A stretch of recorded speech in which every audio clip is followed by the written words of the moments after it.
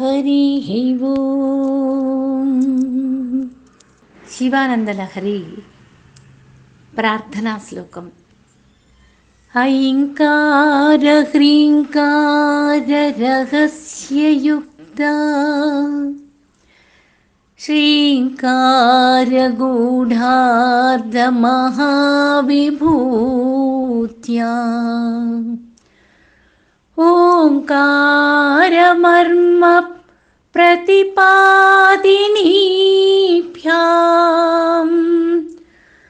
నమో నమః శ్రీ గురుపాదుకాభ్యాం నమో నమః శ్రీ గురుపాదుకాభ్యాం.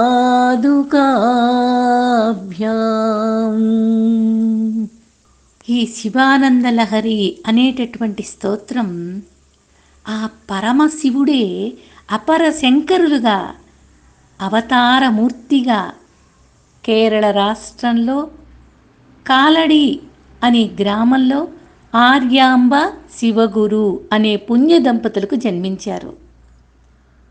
ఆయనకి 8 సంవత్సరాలు వచ్చేసరికి పూర్తిగా వేదాంత అవపోసన పట్టేశారు. 12 సంవత్సరాలు వచ్చేసరికి ప్రస్థానత్రయమైనటువంటి బ్రహ్మసూత్రాలు, ఉపనిషత్తులు, భగవద్గీతానికి మూడు కలిపి ప్రస్థానత్రయం. ఈ ప్రస్థానత్రయానికి భాష్యం రచించారు.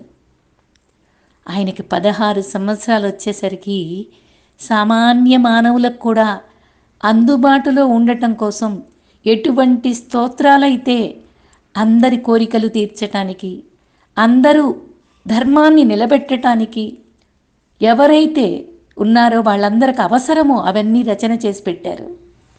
ఉత్తమాధికారులకు, మధ్యమాధికారులకు, సామాన్య మానవులకు ఎవరికి ఏది అవసరమో అన్ని దేవతామూర్తుల్ని కూడా నామరూపాలతో దర్శించుకున్నారు.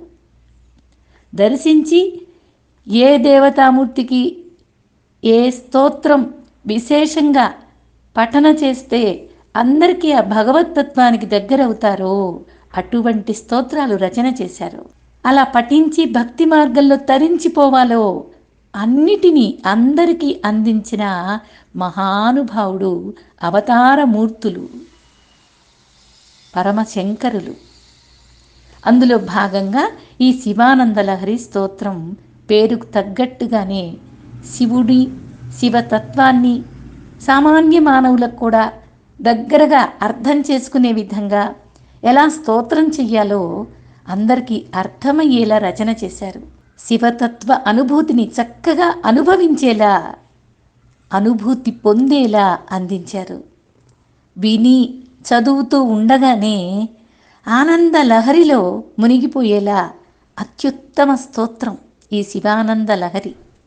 ఈ స్తోత్రాన్ని పఠనం చేస్తున్నా, అర్థాన్ని వివరించుకుంటూ భక్తితో తన్మయత్వంతో ఆనంద లహరిలో మునిగిపోవాల్సిందే. అటువంటి దివ్యమైనటువంటి అద్భుతమైనటువంటి స్తోత్రం.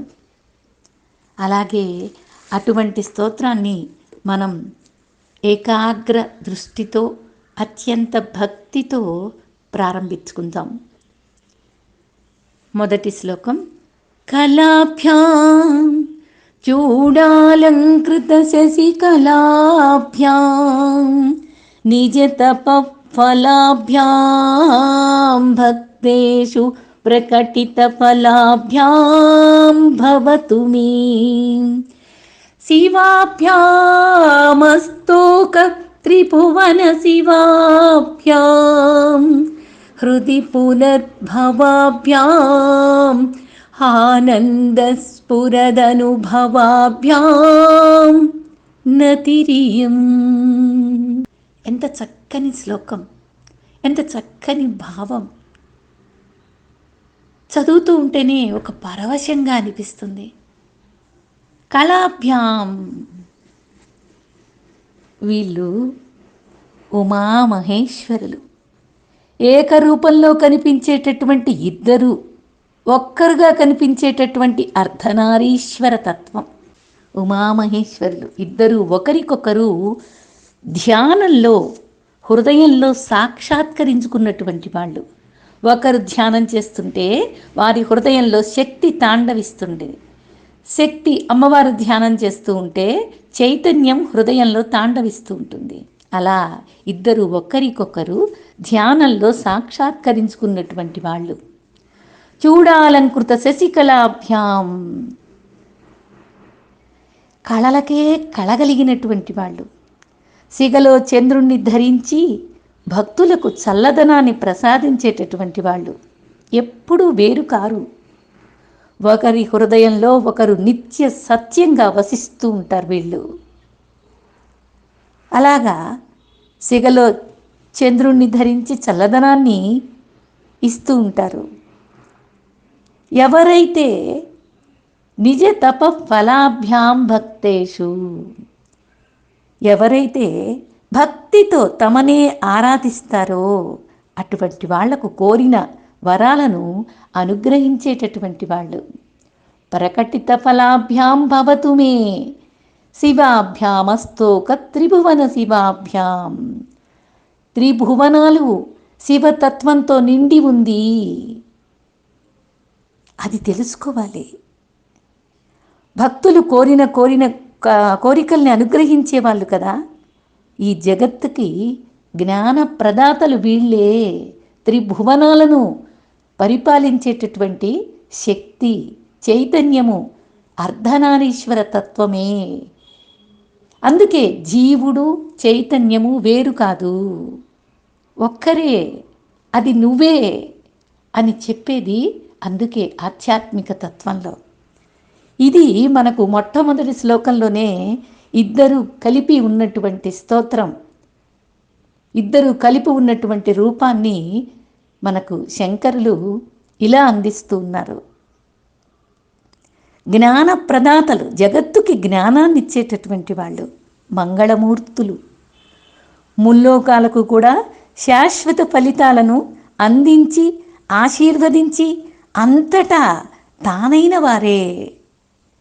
ఉన్న ప్రపంచమంతా కూడా, ఈ జగత్తంతా కూడా శక్తి చైతన్యంతోనే భాషిస్తూ ఉంది. ఆ విషయాన్ని ఆధ్యాత్మిక తత్వంలో అద్భుతంగా వర్ణించారు శంకరులు. అదే శ్లోకంలో, మొదటి శ్లోకంలోనే మనకు అనుభవింపచేస్తున్నారు. మనం ధ్యానం చేసుకునేటప్పుడు కూడా ధ్యాన స్థితిలో ఆనంద స్వరూపంగా మనకు దర్శనమిస్తారు. అటువంటి శక్తి చైతన్యము అయినటువంటి కళలకే కళాస్వరూపంగా ఉండేటటువంటి ఆ ఉమామహేశ్వరులకు నతిరియం, ఆనందంతో అనుభవంతో భావన చేస్తూ హృదయపూర్వక నమస్కారాలు సమర్పించుకుంటూ ఉన్నాను. హరి ఓం.